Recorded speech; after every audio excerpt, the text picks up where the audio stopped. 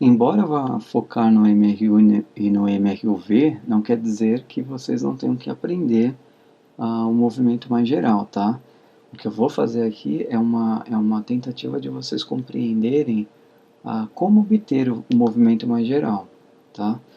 Não é que vocês não vão precisar, é importante saber como estudar um movimento mais geral possível. Estou dizendo que não vai ser tão importante assim na minha disciplina, mas é extremamente importante para a formação de vocês, tá bom? Vamos estudar um movimento com aceleração da forma mais geral possível. Então, um movimento, um movimento onde a aceleração é zero, o gráfico da aceleração zero não tem, né? Aceleração por tempo. Vou colocar aqui o gráfico. Deixa eu usar aqui a caneta que funciona. Essa aqui está funcionando. Então, a aceleração por tempo.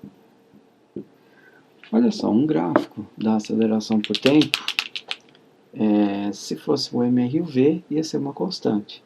Como aqui a aceleração é geral, eu vou desenhar um gráfico geral aqui, tá, para aceleração. Por que eu tô preocupado com o gráfico da aceleração por tempo? Porque eu sei que, que a curva embaixo a curva embaixo do gráfico da aceleração por tempo vai me dar a variação de velocidade. Então vou escolher aqui um t inicial e um t final. Eu vou ter essa área aqui, vai me dar o ΔV. Assim como o gráfico da velocidade por tempo dava o deslocamento, o gráfico da aceleração por tempo dá a variação de velocidade. Então, essa área aqui vai me dar o ΔV, certo? Bom, como é que eu calculo essa área? Para calcular essa área, uma técnica muito utilizada é pegar esse intervalo de tempo e quebrar ele em vários pedacinhos, certo? Então aqui eu quebrei esse intervalo de tempo aqui em 1, 2, 3, 4, 5, 6 pedaços. E aí o que eu faço? Eu pego, por exemplo, esse ponto aqui, o próximo ponto depois de T0, eu pego ele e traço uma linha vertical até encontrar a curva. Encontrou a curva, eu fecho um retângulo, cuja base é a diferença de tempo aqui, esse ΔTzinho aqui, que eu vou chamar de ΔT1, e a altura desse retângulo, a altura desse retângulo vai ser a aceleração calculada no T1, né? A aceleração calculada no T1, que eu vou chamar de A1. Portanto, a área desse primeiro retângulo aqui, que eu vou chamar de A1, vai ser a base, que é ΔT1, vezes a altura, que é A1. Certo? Faço a mesma coisa para o triângulo, para esse próximo ponto aqui. Ó. Bateu na curva, eu fecho o retângulo.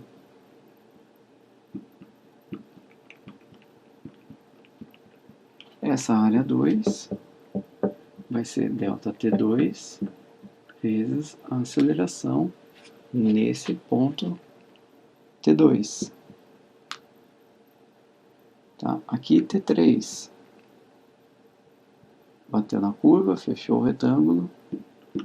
Calculo mais essa área aqui. Essa área 3, ΔT3 vezes A3. E faço isso para todas. Ó, bateu na curva, fechou o retângulo. Quem não sabe fazer, ó, calcular a área de retângulo, né? Simples, bem simples. A ideia é bem simples. T5, bateu na curva, fechou o retângulo.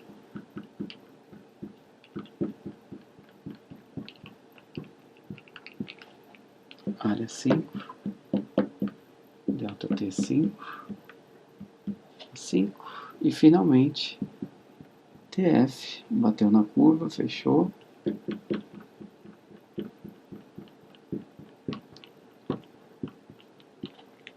Área 6 igual a delta T, 6 a 6. Olha só, a área que está em amarelo, ela quase coincide com a área que eu estou querendo calcular, que vai me dar o ΔV. Tá vendo? Ele está aproximadamente igual, né? A área que me dá o ΔV, ó, tá aqui, ó, tá embaixo dessa curva aqui, ó, certo?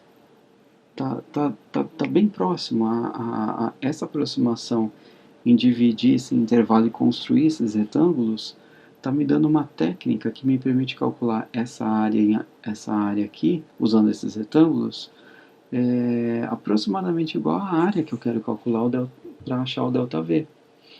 Então, essa técnica de calcular áreas de retângulos, ela recebe um nome. Essa técnica é chamada de técnica de integração.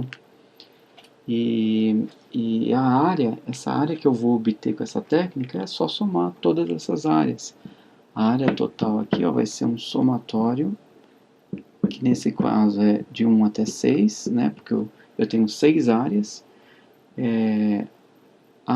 e a aceleração calculada em cada instante de tempo, vezes o intervalo de tempo ΔTi.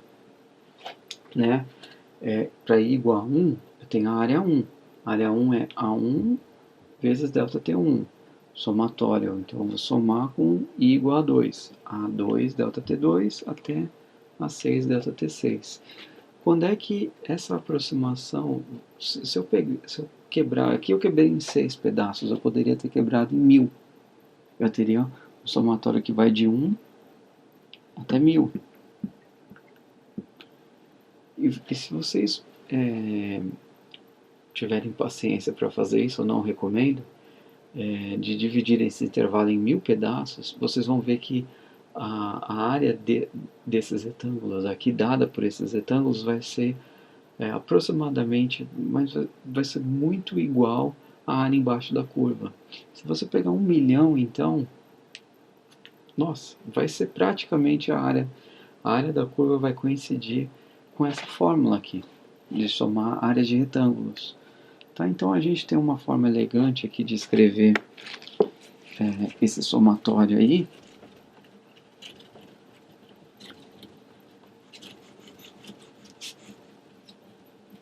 A gente tem uma forma elegante de escrever que é assim, ó, a área embaixo da curva, no limite em que o intervalo de tempo, esse ΔT vai ficando cada vez pequenininho.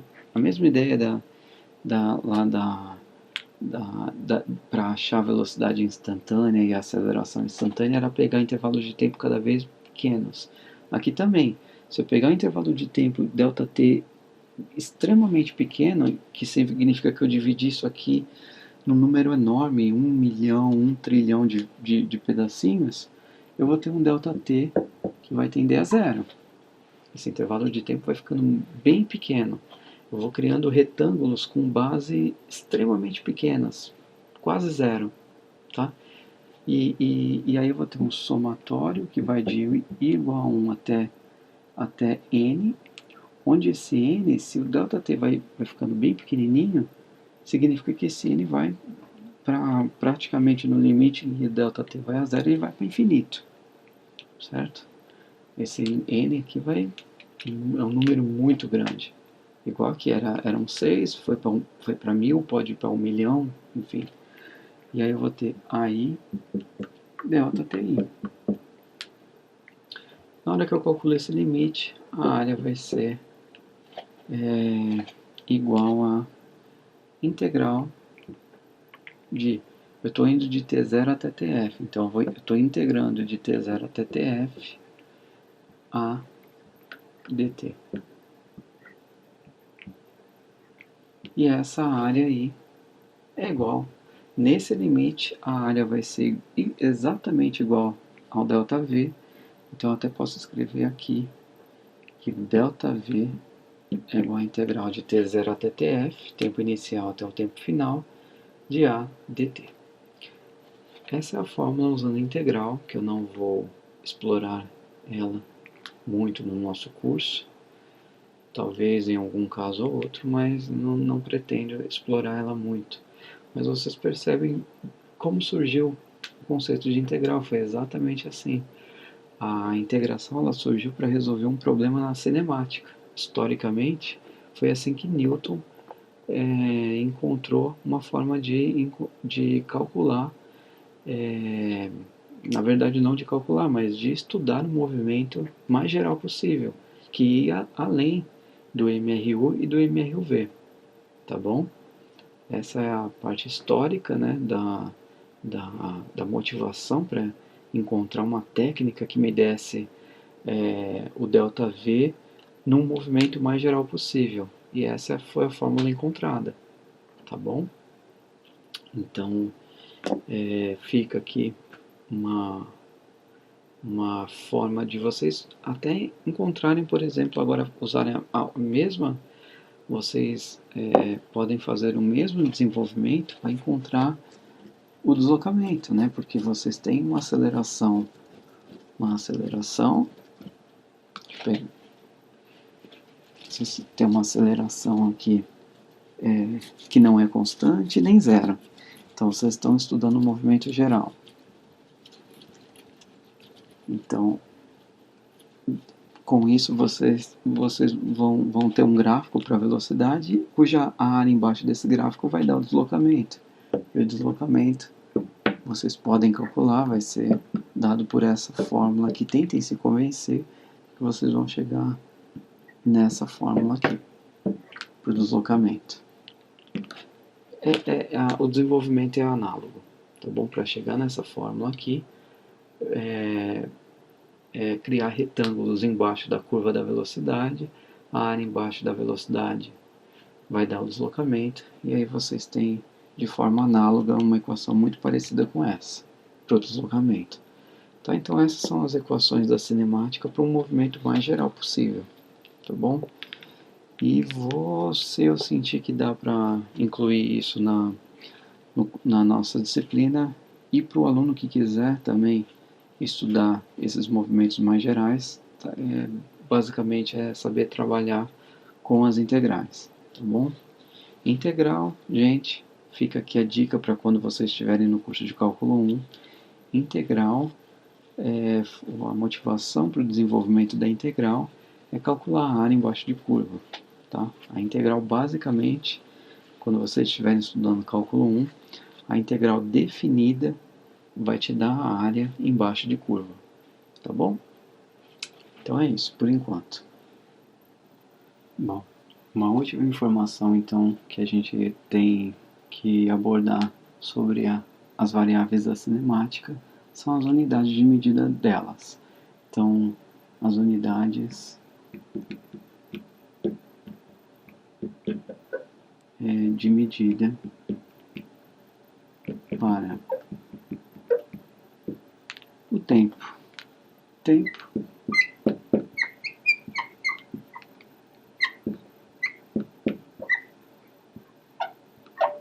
O tempo vai ser em segundos,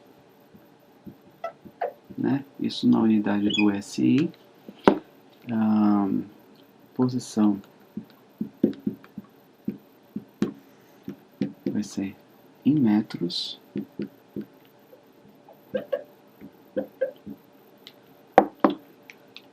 A velocidade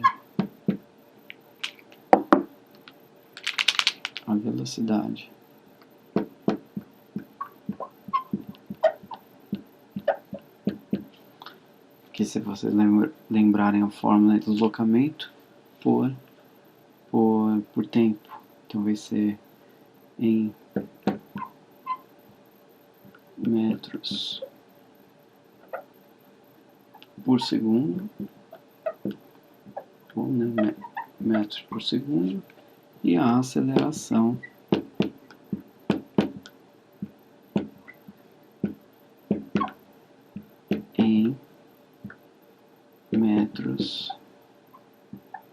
por segundo quadrado. Certo? Essas são as unidades de medida desses parâmetros na cinemática. Se a gente lembrar aqui, né, vou colocar aqui o tempo, né, o tempo em t, posição é o nosso r, a velocidade é dr dt, metros por segundo, e a aceleração dv dt, aqui velocidade é metros por segundo, divide de novo por segundo, é por isso que tem esse quadrado aqui. Então, nas unidades de medida no SI, tempo é segundos, posição é em metros, velocidade em metros por segundo e aceleração em metros por segundo ao quadrado, tá bom? Essas são as unidades de medida que a gente usa na cinemática no SI, tá bom? Último comentário. Agora vamos fazer alguns exemplos para fixar o conteúdo. Vamos então fazer alguns exemplos da cinemática em uma dimensão. Então vamos fazer exemplos aplicado a situações em uma dimensão, em 1D. Tá? O que isso significa? Por exemplo, no MRU, nós temos que a posição é igual a posição final é igual a posição inicial mais velocidade vezes ΔT.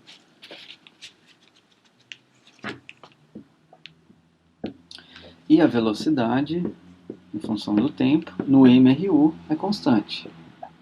Como é que fica só complementando aqui, a aceleração no MRU é zero. Como é que fica aplicando numa situação em uma dimensão? Quando eu estou lidando com problemas em uma dimensão, a posição, o vetor posição, ela só tem uma única componente, que é a componente x, que eu vou chamar de r, na componente x, assim. Esse é o vetor posição em uma dimensão, ele só tem uma componente, a direção que eu posso chamar de direção de x. Tá? Portanto, a equação aqui, a gente pode substituir essas equações aqui que tem vetores, para problemas em uma dimensão, a gente pode simplesmente tirar os vetores. Tá? É só para simplificar um pouquinho.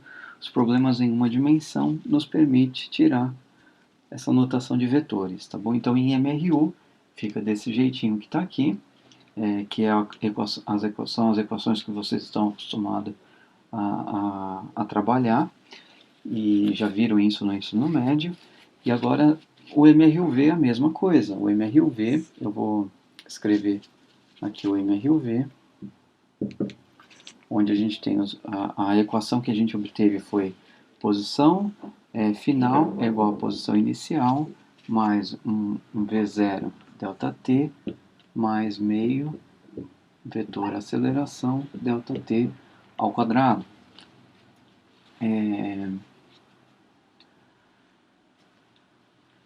E aqui a vetor velocidade no MRUV vai ser V0 mais a ΔT e a aceleração é constante. Essas são as equações para o MRUV, tá bom? Que a gente já obteve na parte onde eu fiz a dedução dessas equações. E aqui, em uma dimensão, novamente a gente pode omitir os vetores, porque, como eu falei para vocês, todas essas equações que representam os vetores só tem uma componente, a componente I chapéu. E, portanto, tudo isso está em I chapéu, então eu posso tirar esses vetores aqui, tá bom? Para simplificar. E eu só posso fazer isso em problemas em uma dimensão, que é o que a gente vai resolver agora, tá bom? Vamos lá.